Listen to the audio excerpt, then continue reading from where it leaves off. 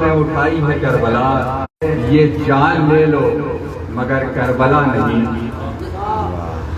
ہم سے یہ جان لے لو مگر کربلا نہیں، ہم نے بڑے نصیب سے پائی ہے کربلا، ہم سے یہ جان لے لو مگر کربلا نہیں، ہم نے بڑے نصیب سے پائی ہے کربلا۔ بس آخری شعر کہ اللہ سے ملی ہے اسے ساری شہرتیں، اللہ سے ملی ہے اسے ساری شہرتیں، ہم نے بڑھائی ہے نہ گھٹائی ہے کربلا، اللہ سے ملی ہے اسے ساری شہرتیں، ہم نے بڑھائی ہے نہ گھٹائی ہے کربلا۔ اظہر ہجوم ظلم سے ڈرتا نہیں ہوں میں، اظہر ہجوم ظلم سے ڈرتا نہیں ہوں میں، مجھ کو تو میری ماں نے سکھائی ہے کربلا، اظہر ہجوم ظلم سے ڈرتا نہیں ہوں میں، مجھ کو تو میری ماں نے سکھائی ہے۔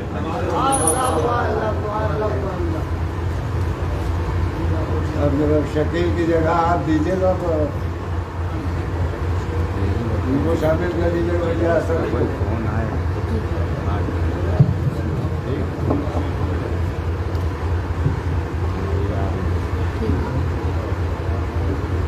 میں اس کو ٹچ نہ کرو، ایسے چلے گا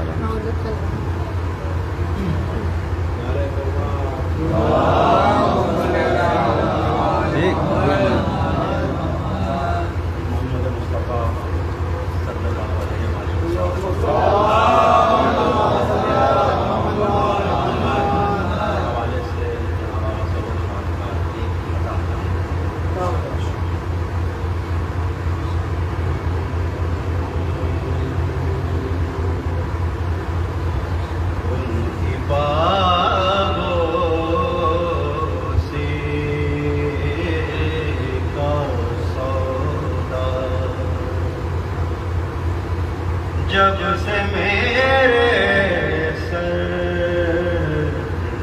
میں ان کی پابوسی کا سودا، جب سے میرے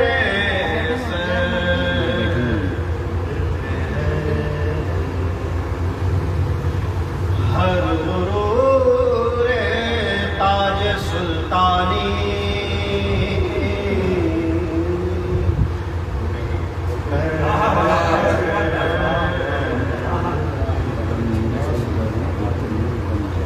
ایک شب میں بھی بنوں شمع مدر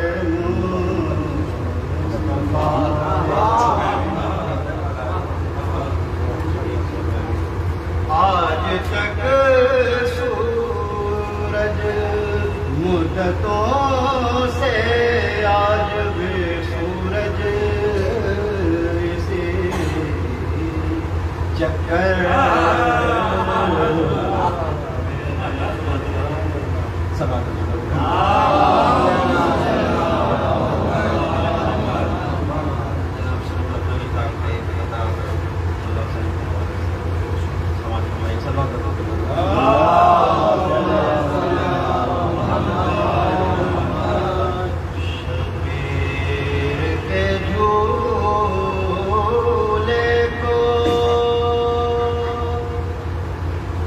جھلانے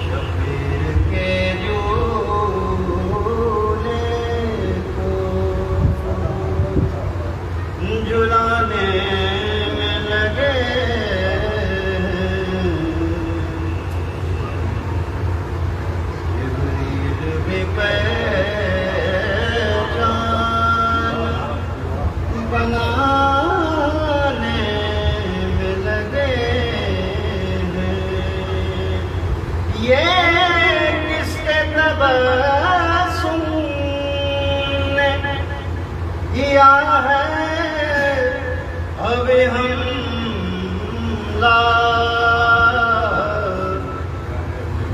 سب تیروں کماں جان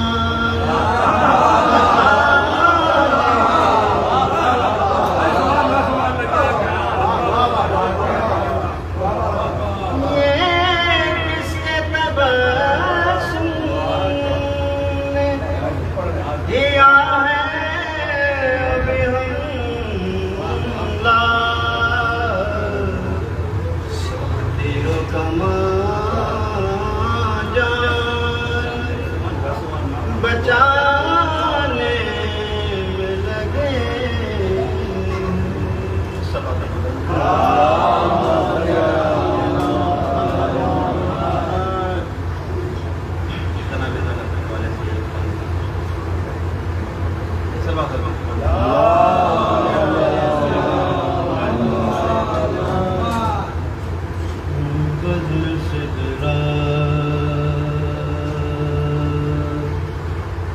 سجا لوں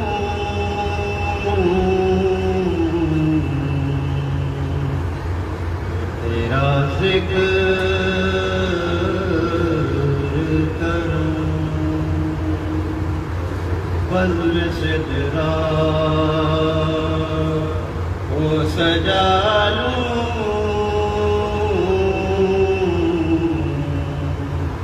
وہ تیرا ذکر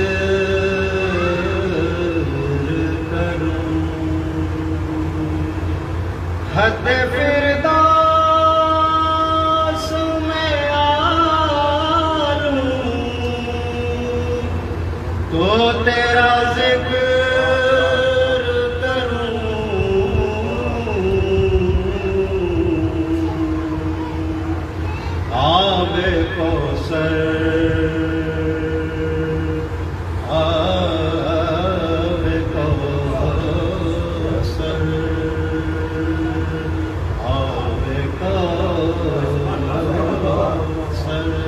آب کوثر سے نہا لوں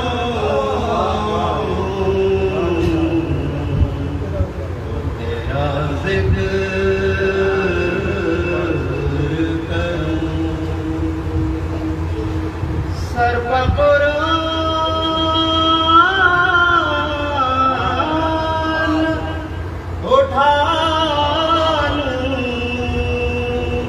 تو تیرا ذکر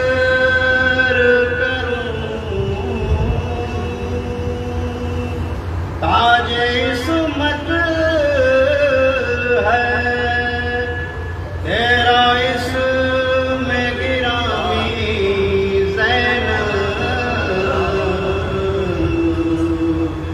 روح مریم تجھے دیتی ہے سلامی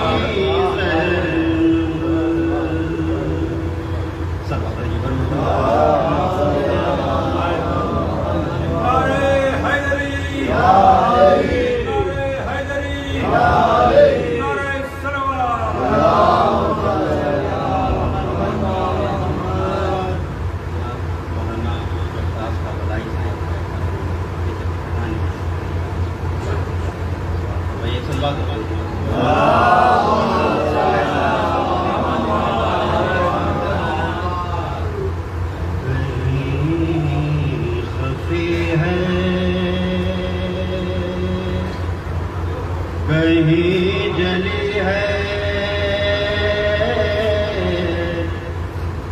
کہیں بلی ہے خدا نہیں ہے وہ بندہ پرور ہے سارے بندوں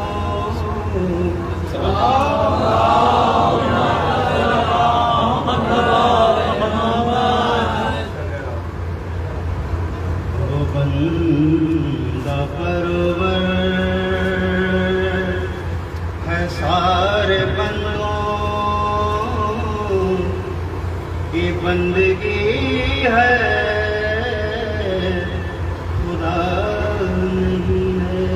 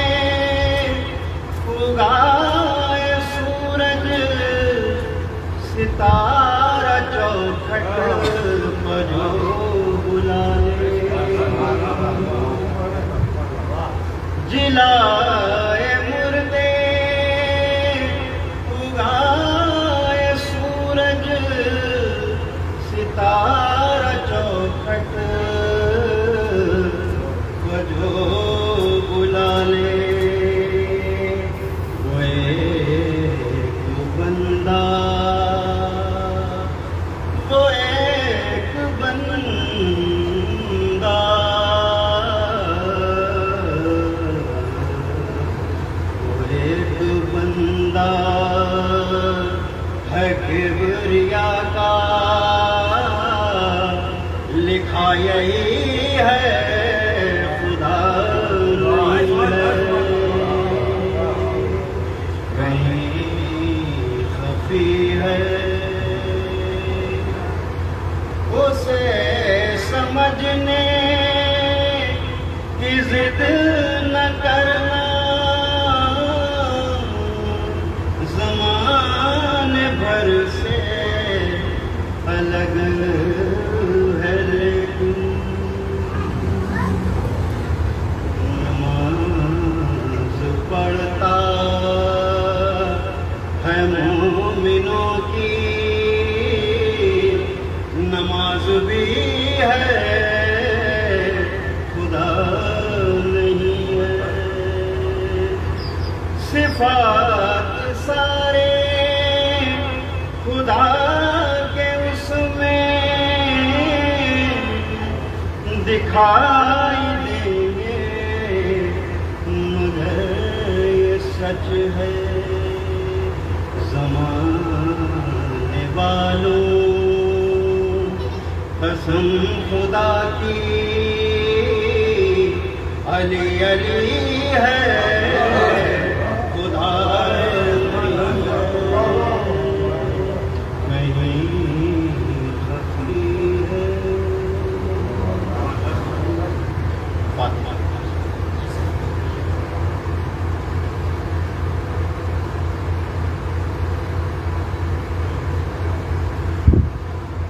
جگر کے درد کو اکبر دبائے جاتے ہیں،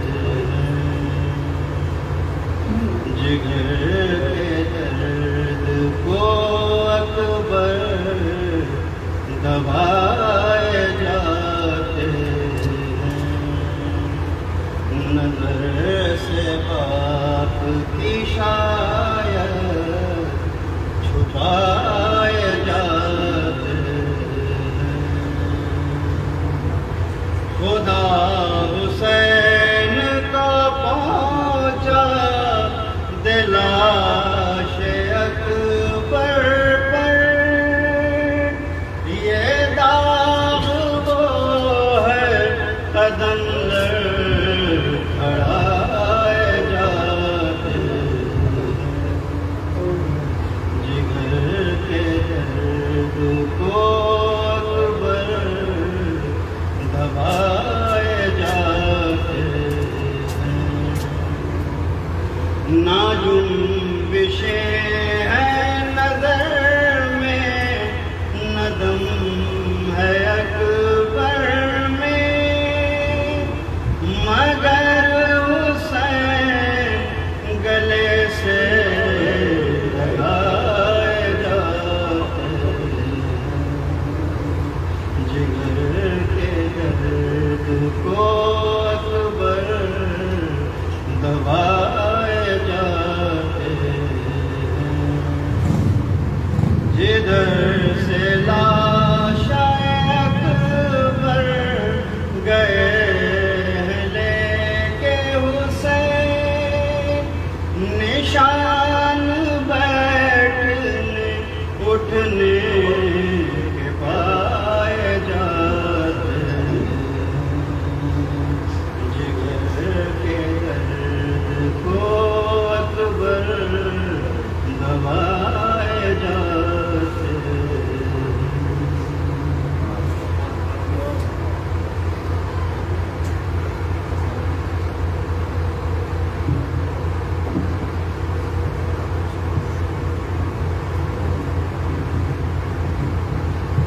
میں گزارش کروں گا مولانا علی اقبال خان صاحب سے کہ تشریف لائے بابا نے بلند نعرہ صلوات۔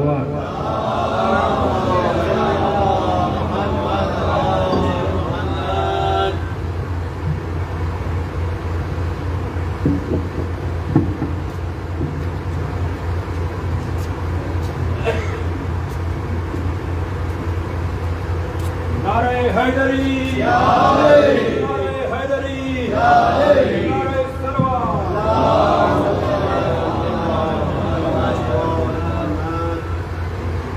رحم الله من قرأ الفاتحة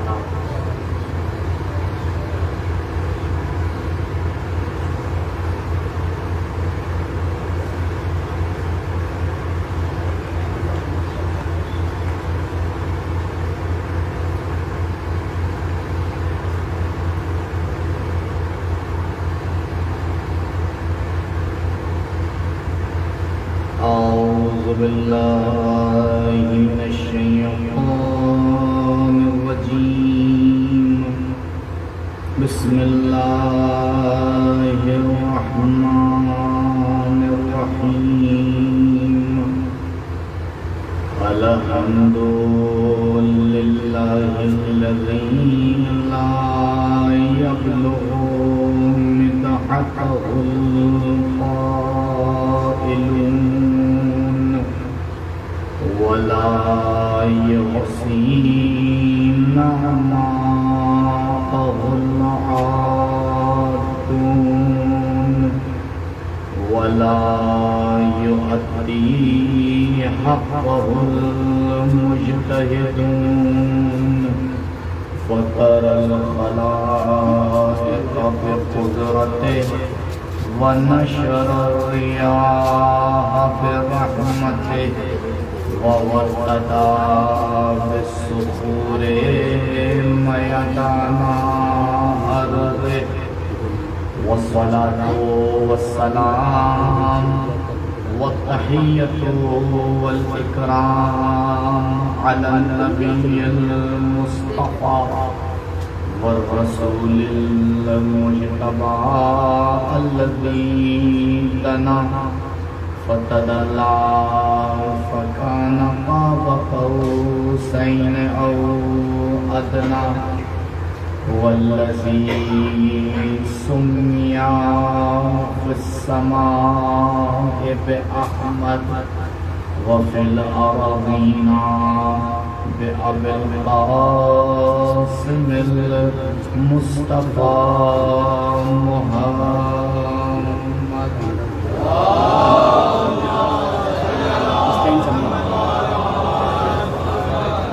وعلى أهل بيته الأطيبين الأطهرين المعصومين المظلومين الذين أذهب الله عنهم الرجس وطهرهم تطهيرا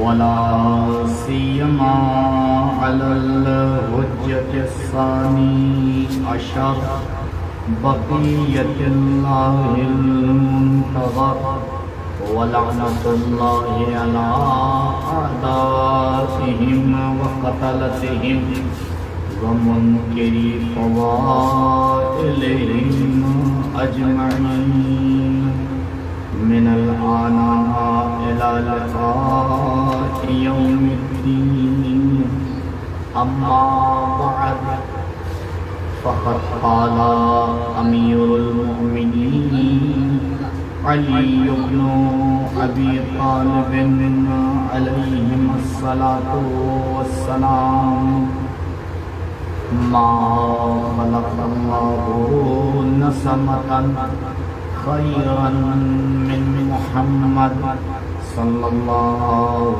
عليه وآله وسلم درود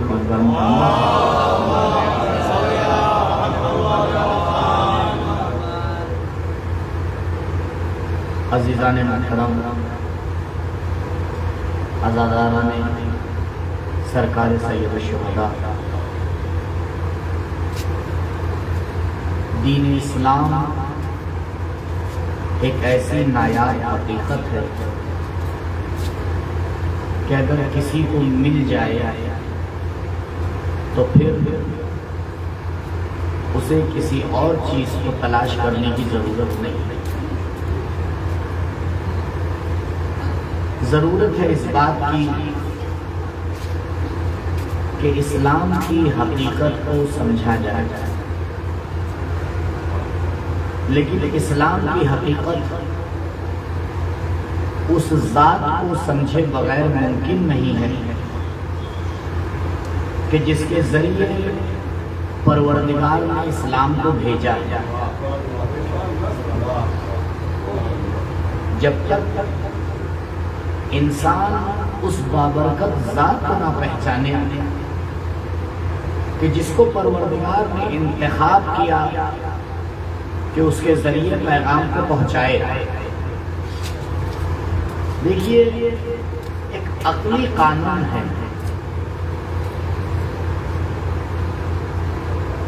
رسول کا ترجمہ فارسی اور اردو میں ہوتا ہے پیغامبر، اور اسی کو جب شارٹ کٹ کر تو ہو جاتا ہے پیغمبر. آپ چاہے رسول کہیے چاہے پیغمبر کہیے. پیغمبر یعنی پیغام کو پہنچانے والا. اور ایک عقلی قانون ہے، جیسا پیغام ہوتا ہے ویسا پیغمبر چنا جاتا ہے. ایسا ہے یا نہیں؟ اگر آپ کو کوئی چھوٹا موٹا پیغام پہنچوانا ہے تو آپ کوئی بہت بڑی شخصیت کا چناؤ نہیں کریں گے. آپ بچے سے بھی کہہ دیں گے بیٹا جا کے کہیں آؤ. لیکن اگر آپ کے گھر میں شادی کی تقریب ہے تب آپ وہاں بچے کو نہیں بھیجیں گے، اب وہاں خود جائیں گے. آپ خود آ گئے، ابھی پیغام ہی اتنا اہم تھا. تو جیسا پیغام ہوتا ہے ویسا پیغمبر چنا جاتا ہے. تو عزیزوں، پیغام تو بعد میں سمجھ میں آئے گا، پہلے پیغامبر کو پہچاننا پڑے گا. تاریخ اپنی آغوش میں واقعے کو نقل کرتی ہے کہ امیر شام نے مولا کائنات کے پاس ایک خط لکھا کہ میرے پاس اتنا لشکر ہے اور میں ایسے جنگ کر سکتا ہوں اور میں یہ کر سکتا ہوں. نہج البلاغہ میں جب آپ مکتوبات میں جائیے گا یہ خط موجود ہے. تو مولا نے اس کا جواب لکھا اور بڑا ہی تند جواب لکھا کہ امیر شام تو اپنا مقایسہ میرے ساتھ کرتا ہے. اور پھر اس میں مولا نے اپنے فضائل بیان کیے کہ میں کب ایمان لے کے آیا اور کس طرح میں نے اسلام کو بچایا، کس طرح سے میں نے اسلام کی خدمت کی. بہت اہم پیغام لکھا. اور لکھنے کے بعد مولا نے سوال کیا کہ کون اس پیغام کو لے کے جائے گا. اب ہر کوئی تیار نہیں ہو رہا تھا. اب آپ سمجھے کیوں تیار نہیں ہو رہا تھا؟ کیونکہ سب کو پتا تھا یہ پیغام جب جائے گا تو پتا نہیں سامنے والا کیا ایکشن لے لے. تو پھر جناب کرمہ کھڑے ہوئے کہ یعنی میں اس پیغام کو لے کے جاؤں گا. مولا نے اپنا پیغام، اپنا خط جناب کرمہ کے حوالے کیا. جناب کرمہ لے کے شام پہنچے، دربار میں حاضر ہوئے اور سیدھے اندر چلے گئے. اب وہاں تو کوئی دوسرا ہی نظام تھا، وہاں علی کی حکومت تو تھی نہیں کہ ہر کوئی چلا آئے. تو وہاں تو سسٹم کچھ اور بنا رکھا تھا، اجازت لیجیے اور بیٹھیے اور اس طرح سے اور اس طرح سے. جناب کرمہ تمام اصولوں کو توڑتے ہوئے اندر پہنچ گئے اور معاویہ سے جا کے مخاطب ہوئے. معاویہ تم نے جو خط لکھا تھا میرے مولا نے اس کا جواب بھیجا ہے. کہا ٹھیک ہے دو پڑھا جائے. نہیں، علی کا پیغام لے کے آیا ہوں، خود آ کے لینا پڑے گا، خود آ کے لینا پڑے گا. اور اگر نہیں آئے گا تو میں جاتا ہوں واپس. میں نے کہا اچھا بتاؤ تو ہے کیا پیغام، کسی کو دے دو پڑھتے ہوتے. یا خود پڑھو یا میں پڑھ کے سناؤں، کسی تیسرے کے ہاتھ میں نہیں بنائے. کہا ٹھیک ہے خود پڑھ دو. اب جناب کرمہ نے اس کو خط پڑھا. اب اس خط کو مجھے آپ کے سامنے بیان نہیں کرنا ہے کیونکہ مجھے ذات کی شخصیت روشنی ڈالنا ہے. یہ مقدمہ بتا رہا ہوں کہ پیغام اور پیغامبر کا رابطہ. جب اس پیغام کو سنا امیر شان نے، پیغامی اصل اور مولا نے پورے اپنی صفات کو آگے بیان کیا تھا. کترمہ علی سے کہہ دینا کہ میرا لشکر رائی کے دانوں کی طرح پھیلا ہوا ہے. تو جناب کریمہ نے کہا معاویہ مجھے نہیں پتا، علی کے پاس ایک ایسا مرغہ ہے جو اس رائے کے دانوں کو بڑی آسانی سے کھا جائے گا. اشارہ تھا جناب مالک اشتر کی طرف. اگر کوئی اور گیا ہوتا تو وہ جواب دینے سے پہلے ہی بول رہا تھا. آپ نے غور فرمایا کیونکہ پیغام اہم تھا تو پیغامبر بھی ویسا ہی چنا گیا.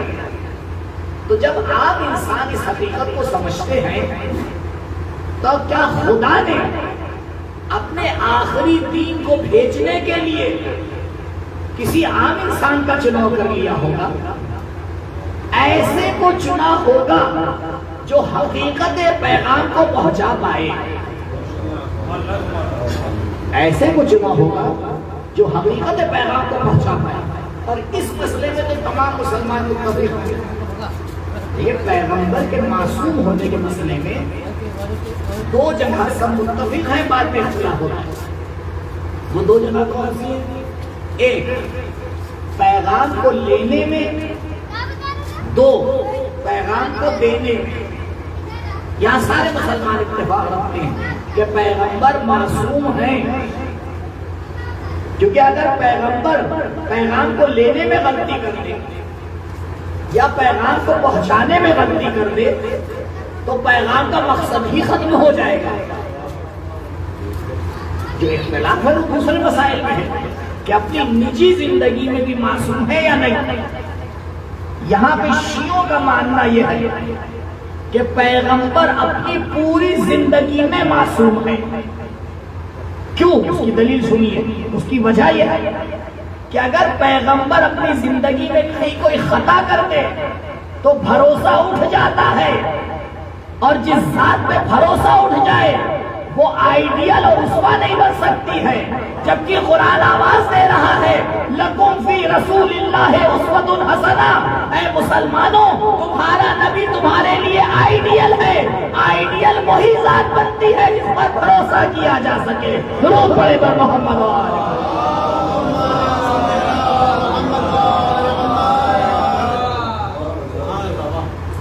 اب اس کے پہلے کہ ہم پیغام یعنی دین اسلام، اس سے پہلے کہ ہم دین اسلام کو پہچانے، پہلے ضرورت ہے کہ جو اس پیغام کو لے کے آیا ہے اس کے اوپر گفتگو ہو اور اسے صحیح سے پہچانے. لیکن ایک بڑی مشکل ہے. ہم ہیں 1400 سال دور اور ہمارے پاس کوئی ایسا انتریامی طریقہ بھی نہیں ہے کہ ہم 1400 سال پیچھے پہنچ جائیں. کوئی ہیری پوٹر کی فلمیں تو ہیں نہیں. تب طریقہ کیا اپنایا جائے؟ کیسے سمجھیں کہ 1400 سال پہلے ہوا کیا؟ تاریخ کا مطالعہ کر لیجیے، میرے ساتھ رہیے گا. تاریخ کا مطالعہ کر لیجیے. تاریخ میں مختلف چیزیں ملتی ہیں. سمجھے کیسے صحیح کیا ہے غلط کیا ہے؟ کیسے سمجھے کیا صحیح ہے کیا غلط ہے؟ کیونکہ تاریخ لکھنے والا معصوم نہیں، تاریخ کو نقل کرنے والا معصوم نہیں. اور مسلمانوں میں ایک مشکل تو بہت بڑی پیش آ گئی تھی. تقریباً 90 سال سے زیادہ کچھ لکھا ہی نہیں گیا. یہ حقیقت شاید آپ کو نہیں معلوم، کیونکہ جب رسول اکرم محمد مصطفیٰ صلی اللہ علیہ وسلم آپ جب اس دنیا سے رخصت ہوئے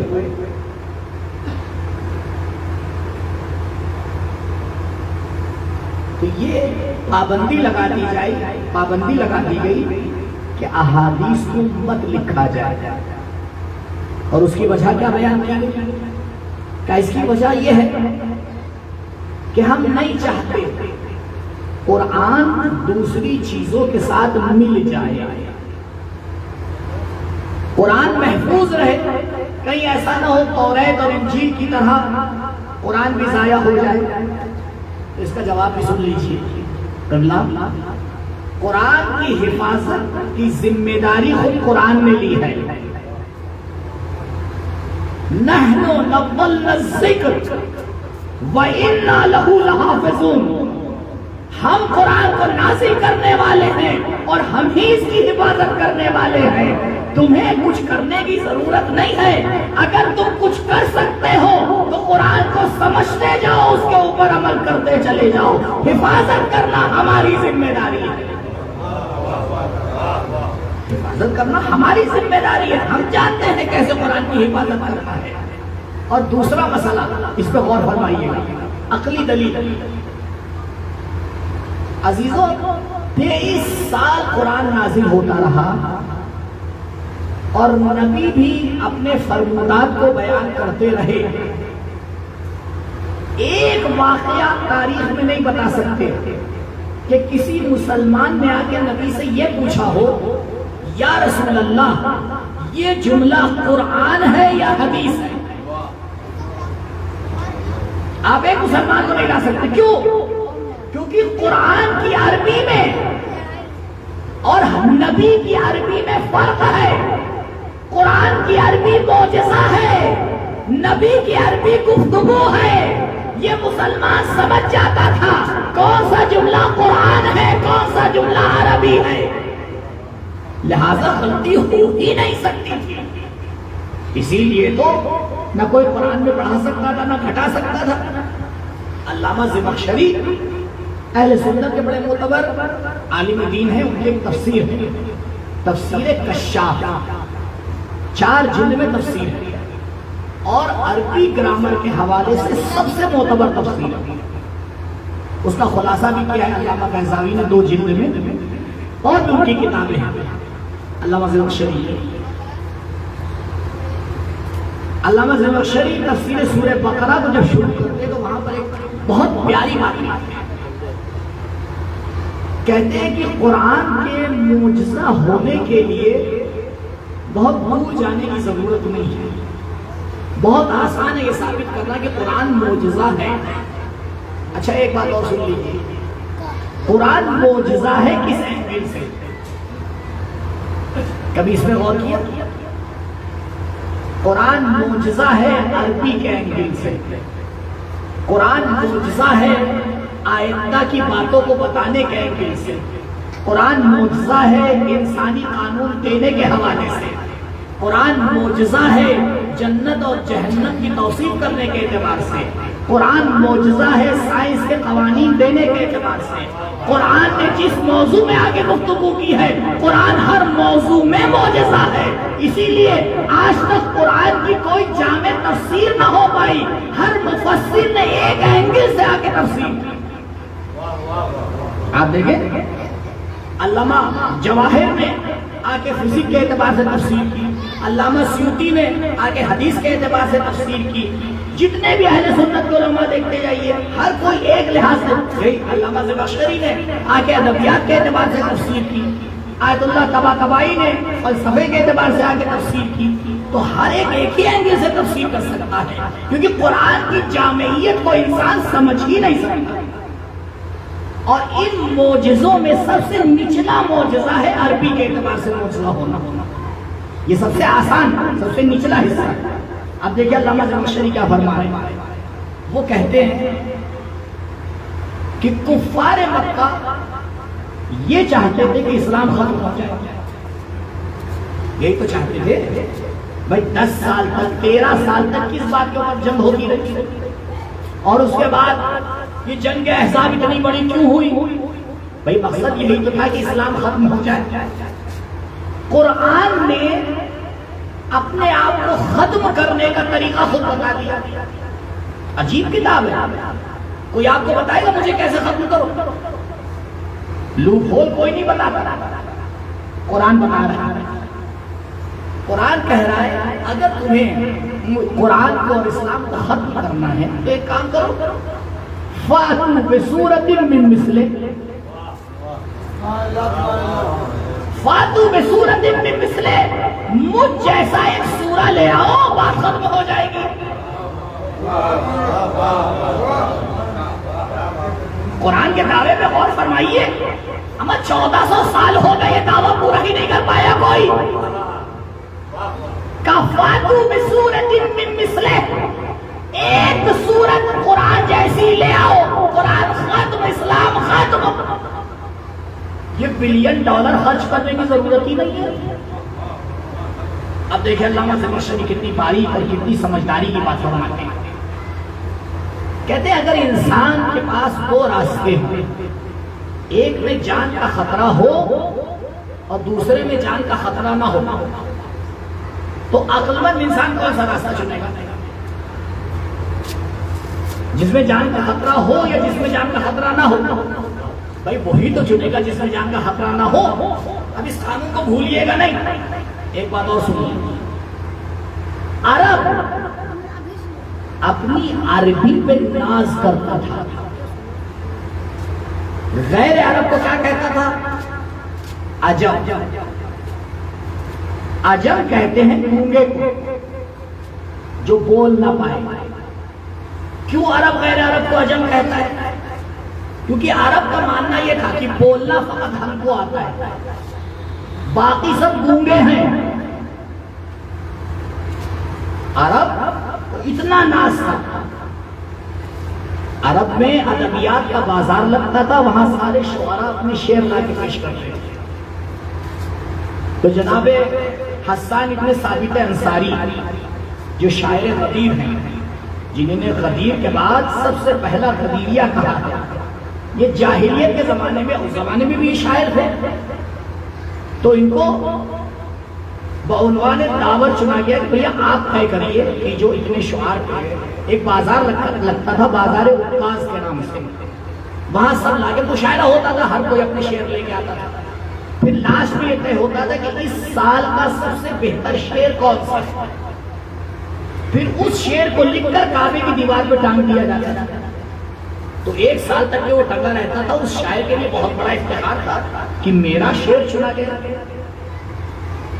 ایک سال جناب حسان ابن ثابت نے آگے خنسا کے شعر کو چنا۔ خنسا ایک شاعر ہے اور خاتم ہے، یہ جو اس کے مقابل میں دوسرے شعراء جب مرد ان کی غیرت کے اوپر حرف آ گیا، بھائی ہمارے ہوتے ہوئے اس کا شعر چن لیا گیا، تو آگے دوسرا شعر پیش کیا۔ جناب حسان نے آگے بڑھ کے اس میں ایک بیت میں 12 غلطیاں نکالی۔ یہ میں نے کیوں پیش کیا تھا کہ ہم سمجھیں عربی زبان میں کوئی کمی نہیں تھی اس کے پاس۔ آپ عرب ادبیات کی کتابیں اٹھا کے دیکھیں، ایک ایک چیز کے 70 نام ہیں۔ یہ جو ہم اور آپ کہہ دیتے ہیں کہ اسد، زیغم، زرغام، دلہاس، سبو، لیس، یہ سب کا ترجمہ عربی میں اردو میں اگر آپ کریں گے تو شعر نہیں ہے۔ عربی کی باریکی کو سمجھیے، شعر جب شکار کی صورت میں آتا ہے تو کچھ اور کہا جاتا ہے، جب حملہ کرتا ہے تو کچھ اور کہا جاتا ہے، جب حملہ کرنے کے بعد آرام کرتا ہے تو کچھ اور کہا جاتا ہے، جب جوانی میں ہوتا ہے تو اس کا نام کچھ اور ہوتا ہے، جب بڑھاپے میں ہوتا ہے تو کچھ اور ہوتا ہے۔ عرب ہر حالت کے لیے خاص نام رکھتا ہے۔ جو زبان اتنی باریک ہو، پروردگار اسی کو چنتا ہے قرآن کو نازل کرنے کے لیے۔ اس لیے قرآن کا ترجمہ ہر ایک کے بس کی بات نہیں ہے،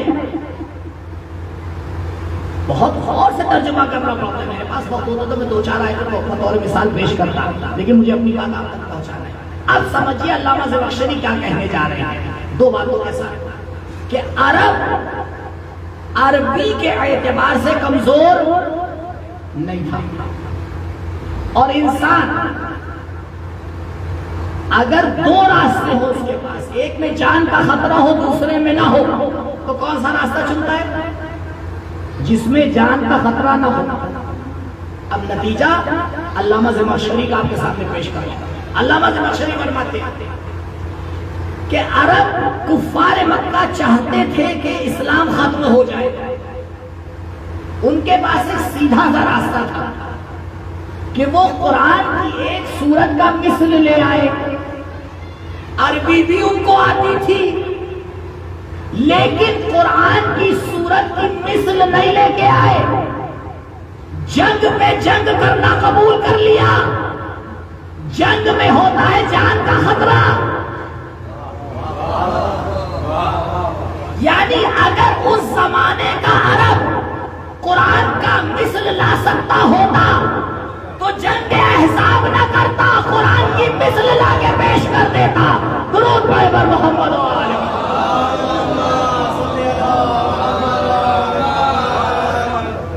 وہ کہتے ہیں سمجھنا بڑا آسان ہے کہ قرآن معجزہ ہے.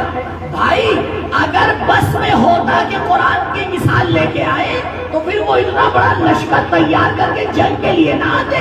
یہ تو ہر انسان کی عقل سمجھتی ہے. بھائی ایک سورت کی مثل پیش کر دو, اسلام بھی ختم ہو جائے گا, قرآن بھی ختم ہو جائے گا. تو بڑا مسئلہ ہے ہمارے ساتھ کہ سمجھے کیسے کہ 1400 سال پہلے جو انسان آیا وہ تھا کیسا. اب ہر کوئی اپنے اعتبار سے ترجمہ کر رہا ہے. تو آپ کے پاس دو ہی راستے ہیں اس انسان کو سمجھنے کے لیے. ایک, آپ قرآن کا سہارا لیں. قرآن پہچانوائے کہ نبی کیسے تھے. کیوں کہ قرآن معجزہ ہے اور قرآن جو کہے گا وہ بات کٹنے والی نہیں ہے. تو ایک راستہ یہ ہے. میری گفتگو یہ والا راستہ نہیں. دوسرا راستہ کون سا ہے؟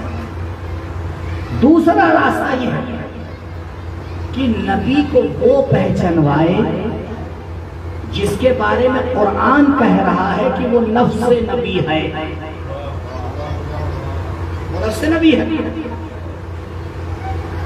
مثال دے رہا ہوں, تصور کیجیے. اگر ایک آئینہ لگا ہوا ہے اور آپ اس کے سامنے کھڑے ہیں اور ایک انسان باہر سے آئینے کو دیکھ رہا ہے, آپ کو نہیں دیکھ رہا ہے, آئینے کو دیکھ رہا ہے, اس میں آپ کی تصویر کو دیکھ رہا ہے. تو اگر آپ کی تصویر کو دیکھ رہا ہے تو آپ کو بھی دیکھ رہا ہے یا نہیں؟ کیونکہ وہ تصویر کس کی ہے بھئی؟ آپ ہی کی تو ہے. آپ مسکرائیں گے وہ تصویر مسکرائے گی, آپ بولیں گے تو تصویر کے ہونٹ بھی ہلنے لگیں گے, آپ بیٹھیں گے وہ تصویر بھی بیٹھ جائے گی. تو عزیزو اگر ہمیں تاریخ میں کوئی نفس نبی مل جائے تو پھر مسئلہ آسان ہو جائے گا. وہی ذات پہچانوا پائے گی کہ نبی کیسے تھے. اس لیے ہمارا دعویٰ ہے جیسی سیرت نبی اہل بیت بیان کر سکتے ہیں کوئی بیان نہیں کر سکتا ہے, کیونکہ نبی اہل بیت کے ساتھ زندگی کر رہے تھے, انہی کے ساتھ جی رہے تھے. درود پڑھے پر محمد.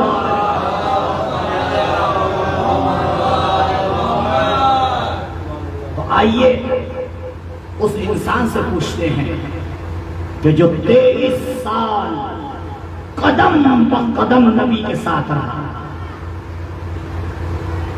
اور معاملہ تو یہاں تک پہنچ گیا کہ جب شب ہجرت نبی نے ہجرت کرنے کا ارادہ کیا تو اپنے بستر کے اوپر اسے لٹایا. دیکھیے اگر نبی بستر پر ایسے انسان کو لٹاتے کہ جو کسی دوسرے اسٹائل میں سوتا تو مقصد فوت ہو جاتا. کیوں؟ کیونکہ وہ لوگ تو دیکھ رہے تھے کہ یہ سو رہے ہیں, وہ جانتے تھے کہ نبی کیسے سوتے ہیں. تو یہ ماننا پڑے گا کہ علی ابن ابی طالب اس ذات کا نام ہے جو سوتی بھی ہے تو نبی کی طرح.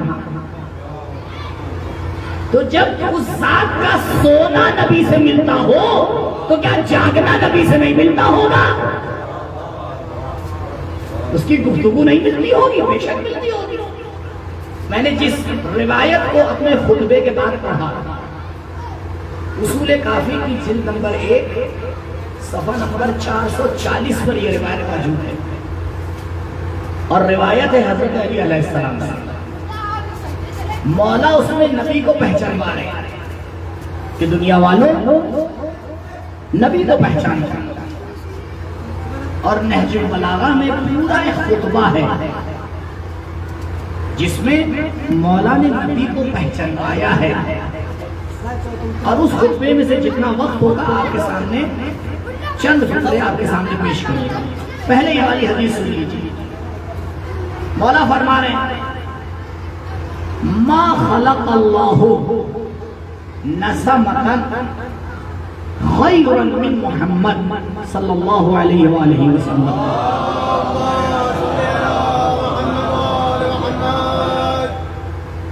اتنا جامع کلام ہے یہ کہ اس سے بہتر تعریف ہو ہی نہیں سکتی کہ خداوند متعال نے اپنی مخلوقات کو خلق کیا۔ تو مخلوقات تو ایک درجے پر ہے نہیں، مخلوقات کے درجات ہیں۔ حیوانات جمادات حیوانات کی جگہ نہیں لے سکتے، حیوانات انسان کی جگہ نہیں لے سکتے، عام انسان ملائکہ کی جگہ نہیں لے سکتے۔ ملائکہ میں بھی درجات ہیں، کیا عام ملک جبرائیل کی جگہ لے سکتا ہے؟ نہیں لے سکتا، درجات ہیں۔ ملائکہ میں بھی درجات ہیں، انسانوں میں بھی درجات ہیں، یعنی پوری مخلوقات میں درجات ہیں۔ اس بات کو ذہن میں رکھ کے اس مسئلے کو سنیے۔ ایک مرتبہ درود پڑھ کر محمد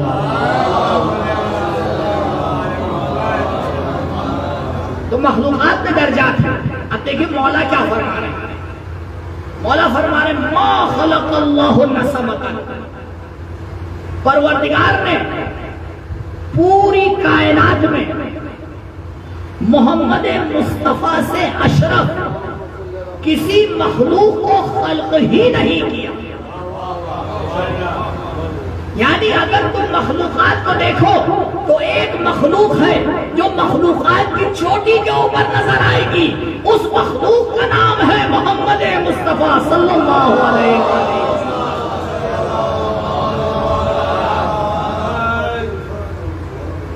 عجیب تعریف ہے۔ جانتے ہیں آپ اس کا مطلب کیا ہے؟ اس کا مطلب یہ ہے کہ کائنات میں کوئی نہیں ہے جسے اس ذات کا پورا علم ہو جائے۔ کیوں؟ یہ ایک عقلی قانون ہے۔ کوشش میری یہی رہتی ہے کہ میں عقلی قانون آپ کے سامنے پیش کروں۔ اس کی وجہ کیا ہے؟ اس میں کوئی ریفرنس نہیں مانگتا۔ جب آپ عقلی قانون پیش کریں گے تو کوئی ریفرنس نہیں مانگے گا، کیونکہ ریفرنس سب کے پاس ہوتا ہے۔ کیونکہ اگر کوئی پلٹ کے یہ کہتے ہیں قبلہ یہ عقلی بات ہے، اس کا ریفرنس کیا ہے؟ بھائی اس کا ریفرنس آپ خود ہیں، کیونکہ اللہ نے آپ کو بھی عقل دی ہے، ہمیں بھی عقل دی ہے۔ اور یہ ایک بات یاد رکھیے گا، سب سے لڑ لیجئے، عقل سے نہ لڑیے گا، کیونکہ جو انسان عقل سے لڑتا ہے وہ دین اسلام کے دائرے سے باہر چلا جاتا ہے۔ آپ کو یقین نہیں آ رہا؟ ابھی پروف کیے دیکھیں، نماز پاگل پہ واجب ہے، روزہ دیوانے کے اوپر ہے، دین کے احکام پاگل کے اوپر کیوں لاگو نہیں ہوتے؟ بتائیے کون سا دین کا ایسا حکم ہے جو پاگل میں لاگو ہوتا ہو؟ پاگل زکات دے گا، 17 رکعت نماز پڑھے گا یا 70 رکعت؟ ایک رکعت بھی نہیں۔ ایک دن روزے رکھے گا یا 30 دن؟ ایک دن بھی نہیں۔ کاجی بات ہے، ہمیں اس میں کچھ ہے ہی نہیں۔ کاجی کا وجہ کا اس لیے کہ عقل نہیں ہے۔ تو اسلام کا دائرہ ہے عقل مندوں کے لیے، جہاں عقل جاتی ہے اسلام پیچھے ہٹ جاتا ہے۔ میں عقل مندوں کے لیے آیا ہوں، بے وقوفوں کے لیے نہیں آیا ہوں۔ درود پڑھے بر محمد والے۔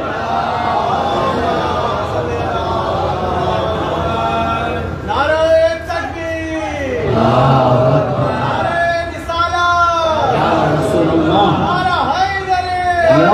علیہ آواز بلند نعرہ سلوات. صلی اللہ علیہ وسلم. تو عزیزوں غور فرمائیے گا، سب سے لڑ لیجئے، عقل سے نہ لڑیے گا. اور الحمدللہ اہل بیت کا مکتب وہ مکتب ہے جس کے ستون اور پلر کا نام ہے عقل. ہماری حدیث کی سب سے معتبر کتاب، دیکھیے سب سے معتبر کا مطلب یہ نہیں ہے کہ بالکل 100% صحیح، کیونکہ شیعہ قرآن کے علاوہ کسی کتاب کو 100% صحیح مانتے ہی نہیں. کیوں؟ کیونکہ لکھنے والا معصوم ہے ہی نہیں. تو بھیا جب لکھنے والا معصوم ہے نہیں تو 100% صحیح کہاں سے ہو جائے گی؟ تو اس سے ایک نتیجہ لے لیجئے، اگر کوئی کتاب 100% صحیح ہے تو اس کا لانے والا معصوم ضرور ہوگا. بھی عقلی قانون نکلا یا نہیں نکلا؟ میں آپ سے یہ کروں صرف عقل کی بات. جو ہماری سب سے معتبر کتاب، معتبر کا معنی میں نے پھر کہہ دیا، اسی لیے آپ ہمارے سامنے اگر ہماری کتاب سے کوئی ریفرنس لے کے آئے تو ہمیں پورا حق ہے اس کو کنڈم کرنے کا. کیوں؟ کیونکہ ہم 100% صحیح مانتے ہی نہیں. بھائی صحیح بھی ہے غلط بھی ہے، چیک کر کے دیکھ لیں گے، جو صحیح ہے لے لیں گے، جو غلط ہے چھوڑ دیں گے. لہذا اس کتاب کا پہلا چیپٹر، پہلی حدیث امام محمد باقر علیہ السلام. دیکھیے ریفرنس اس حدیث کا کتنا آسان ہے. پہلی کتاب کا پہلا چیپٹر، پہلی حدیث. پھر اصول کافی فی الحال موجودہ ہماری کتابوں میں، حدیثی کتابوں میں پہلی کتاب ہے جس کو لکھنے کے لیے شیخ کلینی نے 20 سال زحمت کی ہے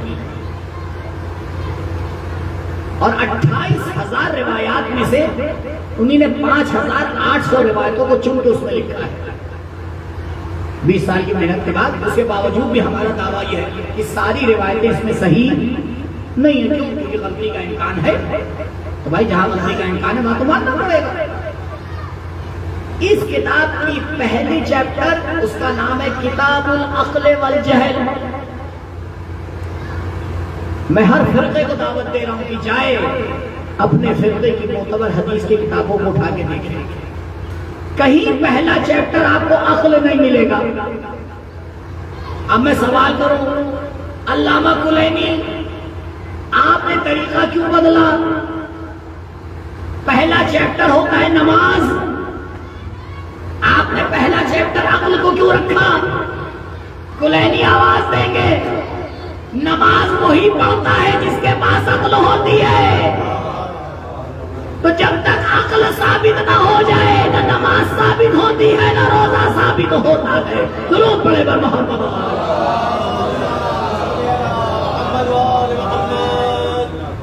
پہلی حدیث پانچویں امام فرماتے ہیں کہ جب خداوند متعال نے عقل کو خلق کیا، لما خلق اللہ العقل، جب پروردگار نے عقل کو خلق کیا، فقال له اقبل فاقبل، ثم قال له ادبر فادبر، ثم قال بعزتي وجلالي ما خلقت شيئا افضل منك بکا اصیب و بکا عاقب.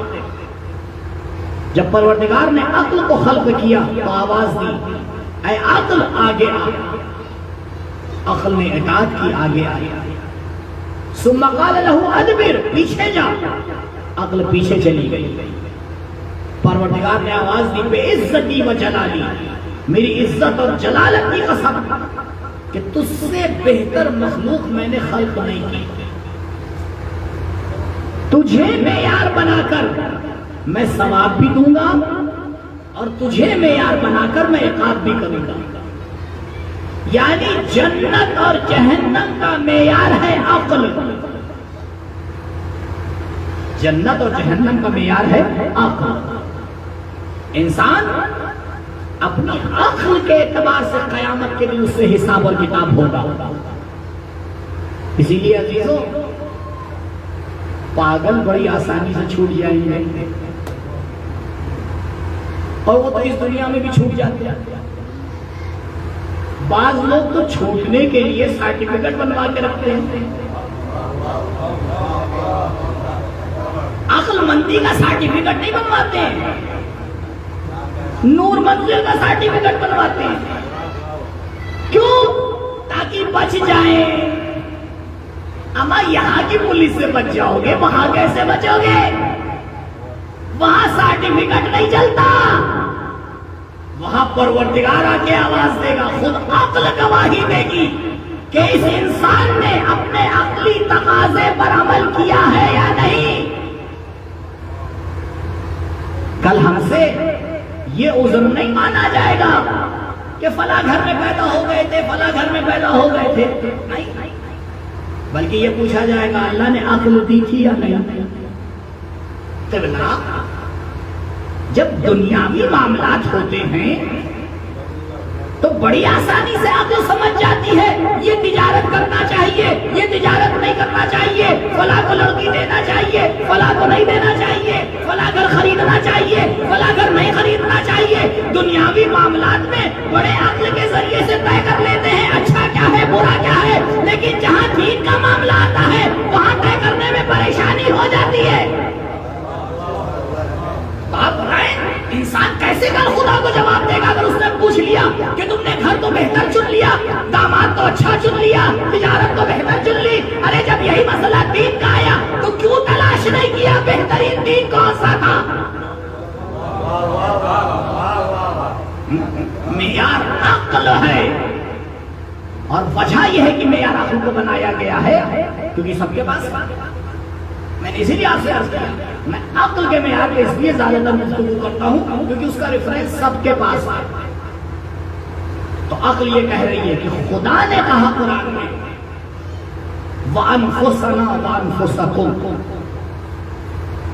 तुम अपने नफ्सों को लेके आओ, हम अपने नफ्सों को लेके आएंगे। अरबी एतबार से अनफुस जमा का सिला, और अरबी में जमा कम से कम यानी तीन, कम से कम है तीन। अगर आपसे कहा जाए अरबी में रजुल यानी एक मर्द, और अगर कहा जाए रिजाल यानी कम से कम तीन, तो नाउज़ु बिल्लाह, क्या अल्लाह के रसूल को अरबी नहीं आती थी? बताइए, आती थी या नहीं आती? आती थी। कुरान कह रहा है, कुरान ने नहीं कहा नफ्स को लेके आओ, कुरान ने कहा नफ्सों को लेके आओ, जमा का सीगा इस्तेमाल किया। नबी पर लाजमी था कम से कम तीन को लेके जाते। मुबाहिला का वाकया हमने नहीं लिखा है, हर अहले सुन्नत की किताब में मौजूद है। कहीं नहीं मिलेगा कि नबी अली के अलावा किसी और को लेके गए हो। अब मुसलमानों के हवाले है फैसला, या तो कहो नबी को अरबी नहीं आती थी, या मानो कि अली जैसा कोई और था ही नहीं। दुरूद पढ़े बर मोहम्मद।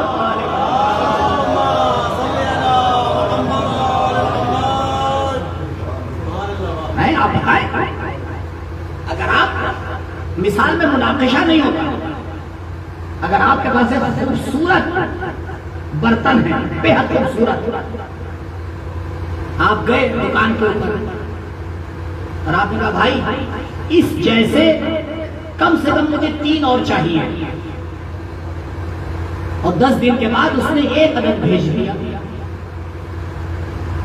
आप सही दिल में हाथ रख के बताइए, आप उससे पलट के क्या कहेंगे कि भाई इस जैसा और नहीं था? वो जवाब क्या देगा? नहीं था, होता तो भेज देता। भाई मैं तो बेचना ही चाह रहा हूं, जो चीज आप चाह रहे हैं अगर मेरे पास एक से ज्यादा होती तो मैं भेज देता। नबी भी यही आवाज है कि परवरदिगार तूने शर्त ही ऐसी लगा दी, तूने कहा या रसूल अल्लाह आप जब मैदान मुबाहिले में आइएगा अपना जैसा लेके आइए, میں نے تمام مسلمانوں پہ نظر ڈالی، مجھ جیسی ایک ہی ذات ملی، اس لیے میں اس کے علاوہ کسی کو لے کے ہی نہیں آ سکتا تھا۔ بہت سی ہمارے پاس چیزیں ہیں، ذرا سا ہم اپنے عقل میں گھوڑ دوڑائیں، تاریخ کلیئر کر دیتی ہے کہ معاملہ کیسا تھا۔ اب اسی عقل کے معیار پر کوئی نبی کو پہچان نہیں سکتا، یہ میرا دعویٰ ہے، سوائے ایک ذات کے، اور اس ذات کا نام ہے اللہ۔ کیوں؟ 2 منٹ میرے ساتھ رہیے تاکہ دوبارہ ایک اور قانون سمجھ میں آئے۔ دیکھیے عزیزوں، علم کا تقاضا یہ ہوتا ہے کہ جو عالم ہے، یہ علم کے اندر 3 چیزیں ہوتی ہیں، عالم، معلوم اور علم۔ صحیح بھائی، آپ سب مجھے دیکھ رہے ہیں، آپ سب کو میرا علم ہے، میں آپ کو دیکھ رہا ہوں، مجھے آپ کا علم ہے۔ تو آپ اگر مجھے دیکھ رہے ہیں تو آپ کو کہا جائے گا عالم، اور مجھے کہا جائے گا معلوم، اور وہ جو کیفیت آپ کے وجود میں ہے اسے کہا جائے گا علم۔ صحیح؟ جس چیز کا علم ہوتا ہے اسے کہا جاتا ہے معلوم، جس کو علم ہوتا ہے اسے کہا جاتا ہے عالم۔ یہ تو اردو کے ہی الفاظ ہیں، اس میں کون سی دقت ہے؟ علم کے معاملے میں شرط ہے کہ عالم معلوم کے اوپر برابر بھی نہیں ہو سکتا، نیچے تو دور کی بات ہے۔ کیوں؟ کیونکہ اگر عالم معلوم سے نیچے ہوگا تو کبھی بھی علم حاصل نہیں کر پائے گا۔ اور فرمانے، کیونکہ علم حاصل کرنے کے لیے احاطہ ہونا چاہیے۔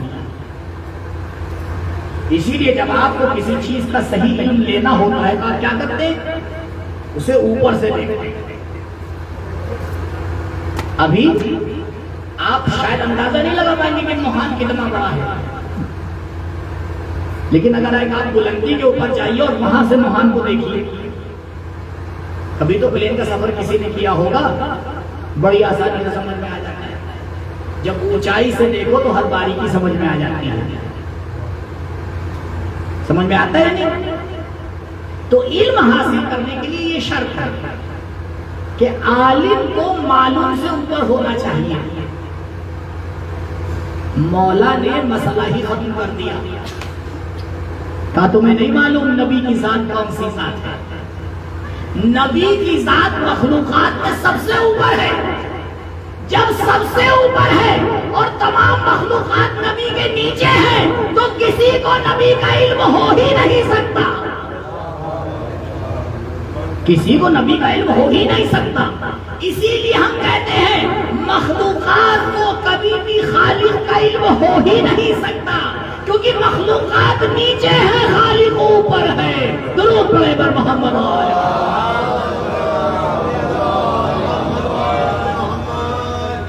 تو ایک صفت یہ میرے مولا نے فرمائی نبی کی، اب آپ بتائیں کتنا جامع بیان ہے، اس سے بہتر کوئی تعریف کر سکتا ہے؟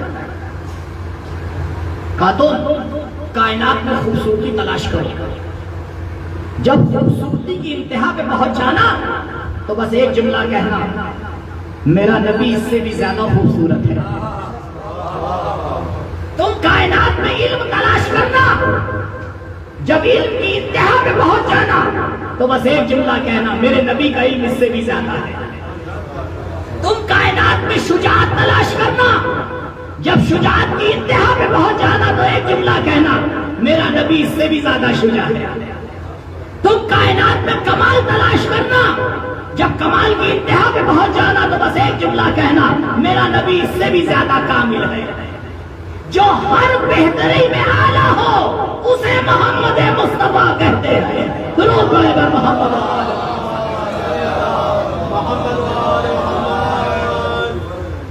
اب ہمارے اوپر کوئی الزام نہ لگائے کہ ہم علی کو نبی سے بڑھا دیتے ہیں۔ بڑھایا وہاں جاتا ہے جہاں بڑھانے کا امکان ہو۔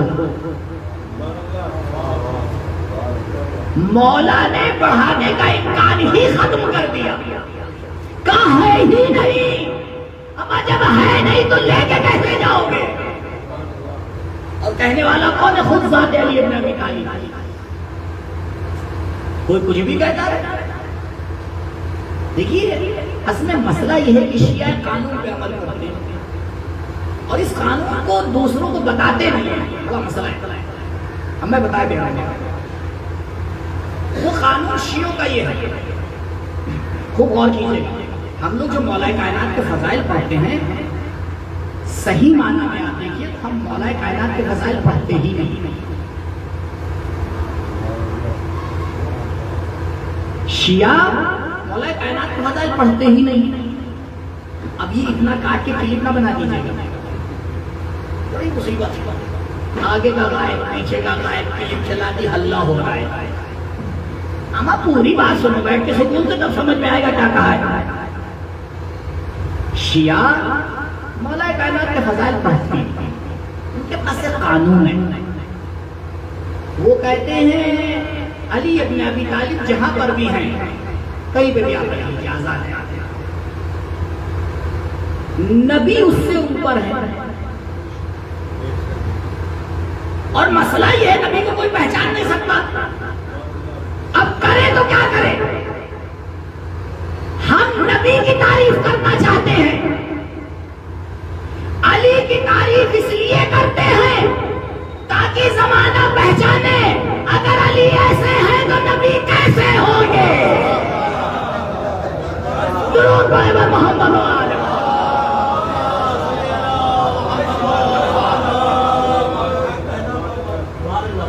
اس لیے تعریف کرتے ہیں۔ اب لوگ بات کو سمجھ نہیں پاتے۔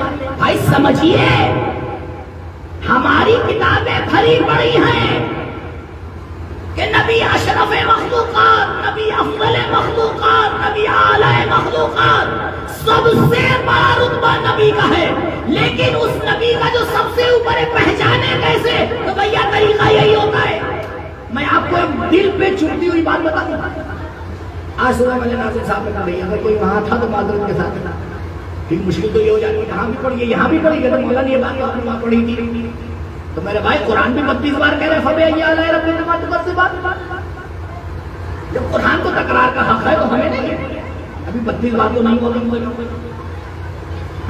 ایک بات آپ سے کہوں، بعض والدین اپنی اولاد کی بڑی تعریف کرتے ہیں، دیکھا یا نہیں دیکھا ہے؟ ہم آپ کو کیا بتائیں میرا بچہ ایسا ہے اور اتنا اچھا ہے اور یہ ہے، اس کے پیچھے ایک عقلی قانون ہے۔ یہ عقلی قانون آج بیٹھ جائے تو بہت بڑا کمال ہے۔ اس کے پیچھے ایک عقلی قانون ہے، وہ ماں باپ بچے کی تعریف نہیں کر رہے ہوتے، اپنی تعریف کر رہے ہوتے ہیں۔ وہ بچے کی تھوڑی تعریف کر رہے ہوتے ہیں، دیکھو میں نے ایسا بنایا ہے، دیکھو میں نے ایسا بنایا ہے۔ خدا بھی اسی قانون پہ چل رہا ہے۔ خدا جب نبی کی تعریف کرتا ہے تو یہی سمجھانا چاہ رہا ہے بھیا جسے میں نے بنا دیا وہ ایسا ہے تو میں کیسا ہوں گا۔ درود پڑھے بر محمد و آلہ۔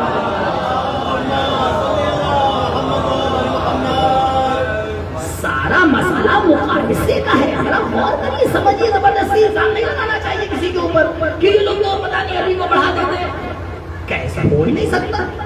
یہ خود مولا کے فکر میں آپ کے سامنے کر رہا ہوں۔ ایک اور فکر اور آپ کی زحمت کا معاملہ ہے۔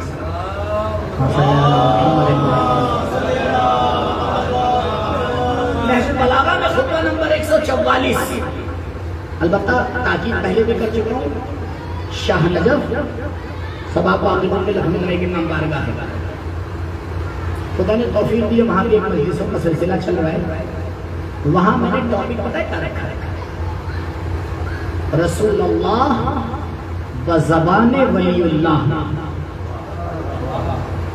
تو اللہ اگر ہم 2 اشرے پڑھتے ہیں تو اس میں ایک کا ٹاپک ہی رسول ہوتے ہیں۔ تو یہ جو خطبہ ہے نہج البلاغہ میں خطبہ نمبر 144، جا کے دیکھیے گا، آگے پیچھے ہو سکتا ہے کیوں؟ کیونکہ پرنٹ میں فرق ہو جاتا ہے۔ بعض میں آپ کو 144 کی جگہ 43 یا 42 مل جائے گا، بعض میں مثلا 45 مل جائے گا، آس پاس بس زیادہ۔ اس میں مولا فرماتے ہیں وہ خطبہ ہے ہی نبی کی تعریف ہے، پورا خطبہ ہے اس میں نبی آگے، اور خطبہ نمبر 159 یہ دو خطبے، اس میں آگے مولا نے نبی کی صفات کو بیان کیا۔ اب تقریباً کل ملا کے 80-90 صفات ہیں، کہاں میں نہ مجھے یاد ہے اتنی، نہ میں آپ کو بتا سکتا ہوں، 2-3 کی طرف پر اشارہ کر کے اپنے مسائل دیں۔ مولا فرماتے ہیں پروردگار نے اپنے نبی کو بھیجا داعیاً الی الحق، حق کی طرف دعوت دینے والا، وشاہداً علی الخلق، اور مخلوقات کے اوپر شاہد بنا کے بھیجا۔ عزیزوں غور فرمائیے گا، مجھے شاہداً علی الخلق کو بیان کرنا ہے۔ پوری دنیا کا قانون ہے، عقلی قانون، اس سے تو ہم ہٹتے ہی نہیں کہ گواہی دیکھے بغیر قبول نہیں کی جاتی۔ بتائیے قانون ہے یا نہیں؟ تھوڑا بہت تو کورٹ میں آنا جانا ہوا ہوگا، جج کے سامنے اگر گواہ پیش کیا جائے اور گواہ جج سے یہ کہے میلارڈ میں نے دیکھا نہیں ہے، فلاں نے مجھ سے کہا ہے، تم نے کہا بھاگ جائیے، بھی آپ گواہی دینے تو آ گئے۔ گواہی وہ دے گا جس نے خود، بولیے خود، کیونکہ ابھی میں جب اس قانون سے نتیجہ لوں گا نا تو بھی آپ کہیں آجا پھنس گئے۔ گواہی اس کی مانی جائے گی جس نے خود،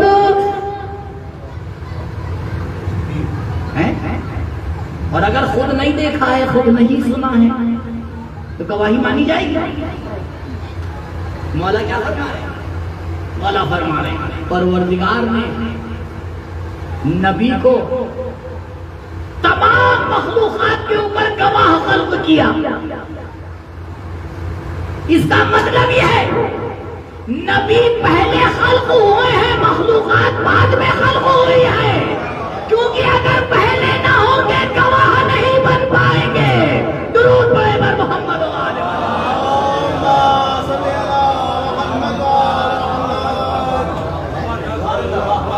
وشاہداً علی الخلق۔ کیا مطلب ہے شاہداً علی الخلق کا؟ کہا یہ نہ دیکھو، یہ نہ دیکھو کہ سب سے بعد میں بھیجا ہے، اس لیے بعد میں بھیجا ہے کیونکہ سب سے عظیم ہے۔ اما معذرت کے ساتھ تشبیہ نہیں دے رہا ہوں، بڑے شاعروں کو لاسٹ میں پڑھوایا جاتا ہے، بلایا پہلے جاتا ہے۔ عقلی قانون ہے۔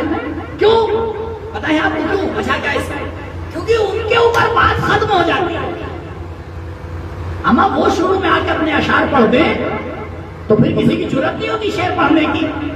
تو اگر خدا محمد مصطفیٰ کو پہلے بھیج دیتا تو نہ موسیٰ کو آنے کی جرت ہوتی، نہ عیسیٰ کو آنے کی جرت ہوتی، نہ آدم کو آنے کی جرت ہوتی۔ تمام انبیاء کو نبی کو سلام کرنا چاہیے، یا رسول اللہ آپ نے صبر کر کے ہماری عزت بچا لی۔ درود پڑھے بر محمد و آل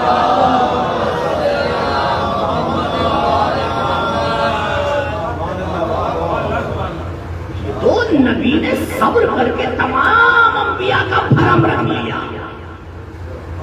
خلق سب سے پہلے، لیکن انتظار کرتے رہے۔ کہا جب دین کو کمال عطا ہوگا تب مجھے بھیجا جائے گا۔ اور جب نبی کو بھیجا تو قدرت نے آواز دی الیوم اکملت لکم دینکم وَأَتْمَمْتُ عَلَيْكُمْ نِعْمَتِي۔ اب ہم سے کوئی نعمت نہ مانگنا، کیونکہ میں نے محمد جیسی نعمت تمہیں عطا کر دی، اس سے بڑھ کر کچھ ہے ہی نہیں، نعمتوں کو تمام کر دیا۔ درود پڑھے بر محمد و آل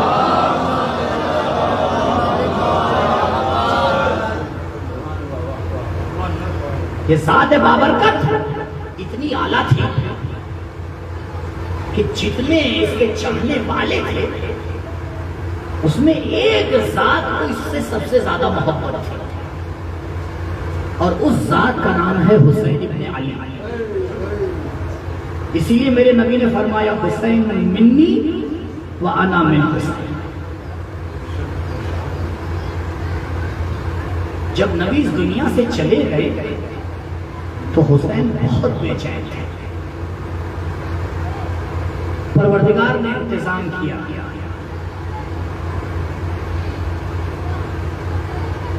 نبی کو ایک بیٹا دیا، حسین کو ایک بیٹا دیا جو رسول سے شباہت کرتا تھا، جس کا لقب ہی پڑ گیا تھا شبیہ رسول۔ عزاداروں، آج جمعرات کا دن ہے اور کچھ دیر کے بعد شب جمعہ آ جائے گی۔ ایک واقعہ ہے، مصائب کے طور پر اسی کو آپ کے سامنے پیش کرتا ہوں۔ ایک زائر کربلا ہے، اصفہان کا رہنے والا، جس کا نام ہے ملا عباس۔ ہر سال کربلا کی زیارت میں جاتا تھا، اور آپ یہ نہ سمجھیے کہ کربلا کی زیارت کے لیے صرف شیعہ آتے ہیں، جی نہیں، آپ اربعین میں جا کر دیکھیے، ہر مذہب والے آتے ہیں۔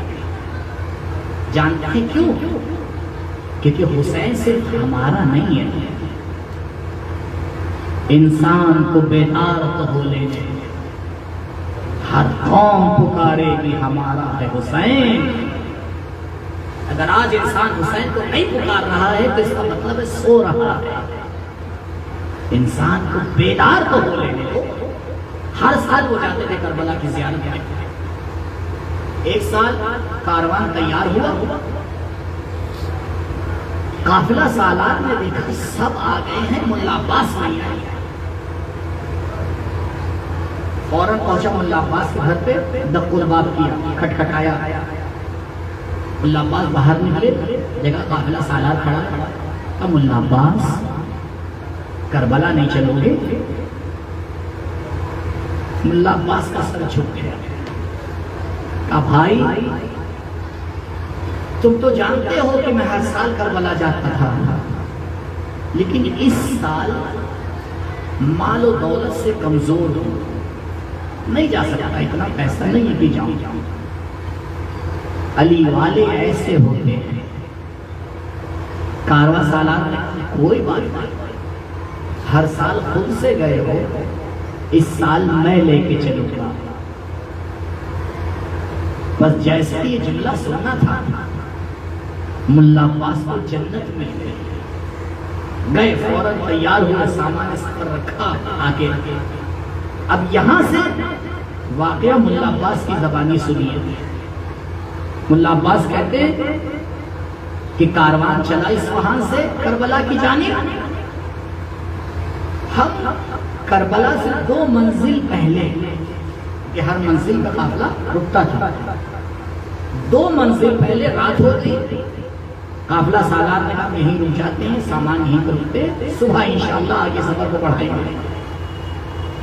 ابھی سامان سفر اتارا جا رہا تھا کہ مجھے خیال آیا کہ آج شب جمعہ ہے، اور شب جمعہ حسین کی زیارت مستحب ہے۔ اسی لیے آپ نے دیکھا ہوگا کہ پورا ہفتہ امام بارگاہ بند رہے، شب جمعہ کھول دیا جاتا ہے۔ کیوں؟ اور اس کے پیچھے جو وجہ ہے وہ شاید آپ کو نہیں معلوم، کیونکہ حسین جمعرات کے دن کربلا پہنچے ہیں۔ آپ حساب لگا لیجئے گا، عاشور کا دن جمعے کو پڑا ہے اور حسین 2 محرم کو کربلا پہنچے ہیں، اس کا مطلب 2 محرم کو جمعرات کا دن ہے۔ تو شب جمعہ زیارت امام حسین مستحب ہے۔ ملا عباس نے کہا کہ مجھے ایک دم سے یاد آیا، جیسے ہی یاد آیا آگے بڑھا۔ اسے کہتے ہیں امر بالمعروف، اچھائیوں کو پہنچانا۔ گئے کارواں والوں سے بات کی، اے کارواں والوں کیا کر رہے ہو؟ 2 ہی منزل تو بچی ہے، پتہ نہیں اگلے ہفتے زندہ رہے یا نہ رہے، یہ 2 منزلیں آج طے کر لیں تاکہ شب جمعہ حسین کی زیارت ہو جائے۔ کارواں والوں کی بھی سمجھ میں آیا، سامان سفر پھر سے باندھا گیا، کارواں چل پڑا۔ آدھی رات میں ملا عباس اپنے کاروان کے ساتھ کربلا پہنچے۔ حرم 24 گھنٹے کھلا رہتا ہے، گئے جا کے زیارت کی۔ اب زیارت کر کے نکل رہے تھے کہ کچھ جوان آئے، کہا ملا عباس تم تو نوحہ بھی پڑھتے ہو، ایک نوحہ پڑھو تاکہ حسین کے حرم میں ماتم ہو جائے۔ ملا عباس نے کہا میں نے نیت کی کہ اپنی ڈائری نکالوں گا، جو سا نوحہ آ جائے گا وہی پڑھوں گا، کیونکہ کربلا میں تو سب مظلوم ہیں۔ میں بھی صاحب اعزاز یہی پوچھ رہا تھا کہ بھئی موہان میں کوئی رسم تو نہیں ہے کہ آج کس کے مسائل پڑھے جائیں؟ کنی نے بڑی اچھی بات کی، اگر آپ کسی کے بھی مسائل پڑھتے ہوں گے، کیونکہ یہاں تو سب ہی حسین ہیں۔ ملا عباس نے اپنی بیاس کو، ڈائری کو کھولا، عزاداروں قیامت ہو گئی، علی اکبر کے حال کا نوحہ نکل آیا۔ ملا عباس کہتے میں نے نوحہ پڑھا، سب نے خوب گریہ کیا، میں سالوں برسوں سے کربلا آ رہا تھا، لیکن جیسا گریہ اس رات میں ہوا اس سے پہلے نہ ہوا۔ تھکا ہوا قافلہ جو 2 منزل پہلے ہی تھک چکا تھا، رات کے اندھیرے میں اپنے خیمے میں گیا۔ یہاں سے غور فرمائیے گا زادارو، ملا عباس کہتے میں اپنے خیمے میں گیا اور خیمے کے پردے کو باندھ رہا تھا کہ کسی نے پردہ ہلایا۔ میں نے کہا اتنی رات میں کون آ گیا؟ میں نے کہا کون؟ کہا ملا عباس آرام کرنے جا رہے ہو؟ کہاں؟ بہت تھک گئے ہیں۔ کہا اٹھو حسین ملنے آ رہے ہیں۔ بس جیسے ہی یہ جملہ سنا ملا عباس نے پردہ ہٹایا، باہر نکلے، عجب منظر دیکھا، ایک نور ہے جو چلتا چلا آ رہا ہے۔ ملا عباس آگے بڑھے، اپنے آپ کو قدموں پہ گرانا چاہا، مولا نے بازو تھامے، ملا عباس کیا کر رہے ہو تم؟ تو ہمارے زائر ہو، مولا آپ حکم کر دیتے میں آ جاتا، آپ نے کیوں زحمت کی؟ کہا ملا عباس تم سے 3 باتیں کہنا تھی، اس لیے میں خود چلا آیا۔ ملا عباس بالکل ادب کے انداز میں کھڑے ہو گئے، مولا فرمائیے کیا کہنا چاہ رہے تھے؟ کہا ملا عباس 3 پیغام تم تک پہنچانا ہے۔ پہلا پیغام، جب کربلا سے اصفہان واپس جانا میرے شیعوں کو میرا سلام کہنا، اور کہنا جب بھی ٹھنڈا پانی پیے حسین کی پیاس تو یاد کر لے۔ اللہ اکبر، حسین کی مظلومیت، مولا ضرور پیغام پہنچ جائے گا۔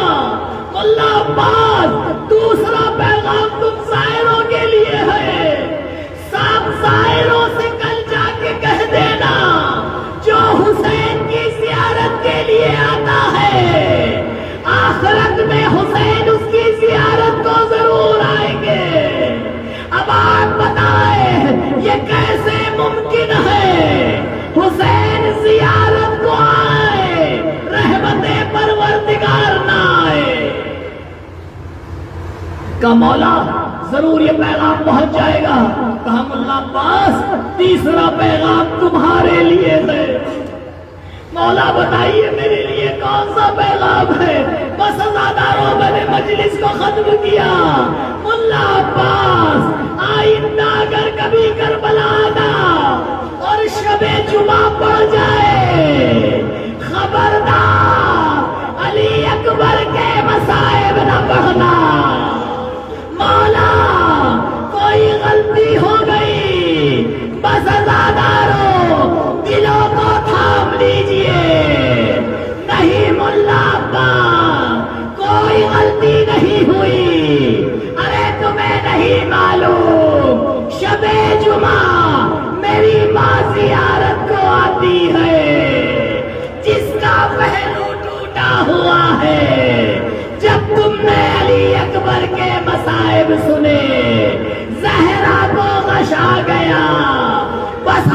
ہاتھ جوڑ کے کہوں گا بیوی آپ نے مصائب سنے آپ برداشت نہ کر پائی، ارے زینب کو سنبھالیے جس نے اپنی آنکھوں سے دیکھا علی اکبر کا لاشا ہے، صبح اسبا میں روندا جا رہا ہے۔